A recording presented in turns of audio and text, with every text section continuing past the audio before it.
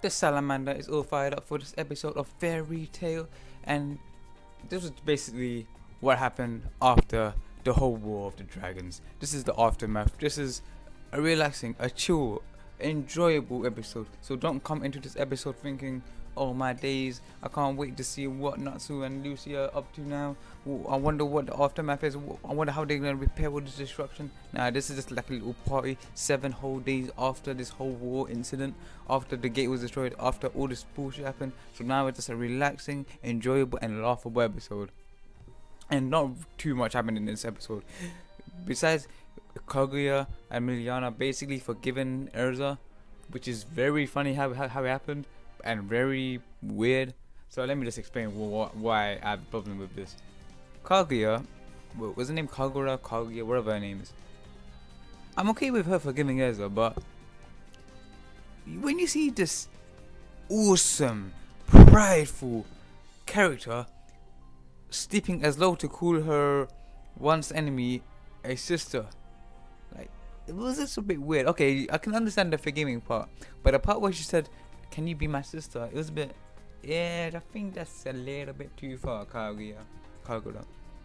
So, yeah, you just need to dial it back a little bit. And then the second part, while it was funny, kind of, I think Miliana forgave Erza too easily. She basically just pulled cats out of her tatas and just gave it to Miliana as an apology. And although I gotta say, how much shit can she fit in those jugs?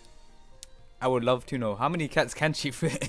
I mean, she fit Happy, the black cat, and the white cat. I mean, damn, how much does she fit in that? And besides from that, we just get to see all these guild members no longer competing for the tournament, but now enjoying themselves, relating to each other, and having a nice conversation, a nice get together in this party. But what? There's something off about this episode. There's something off. Natsu ain't creating havoc. He ain't there. Where is Natsu? That's what I'm thinking. And I'm thinking, wait, could he be like thinking about what the shit that's happened? What could he be doing? Why is he not there? Although it was unexpected, it was hilarious, I have to admit. Natsu, this badass, just comes in as the king. It was hilarious. He was in the king's outfit. He was wearing the crown, and although it was unrealistic, in a real life situation, he would have got beheaded right there. He would have committed treason right there. But because it's anime, oh well, it's a little hilarious joke. The way this comes in, "Oh, you my subjects, enjoy yourselves," and shit. It was jokes. That was like the funniest part that happened in this episode. But besides from that, not much really happened. We got a little reunion with Gajul and what's the name? Do you know that blue-headed chick? The one with glasses. I can't remember her name, but they have like a little encounter. I forgot how she writes the book. Like, if you remember in the beginning of this arc, she wrote like notes about what's happening in the future, but she was writing about a bad future. But now you see her writing in the diary about how everyone's safe and shit. So it's no longer like that bad diary that we see in the beginning. So aside from that, yeah, it's just really much happened. Oh, one more thing happened.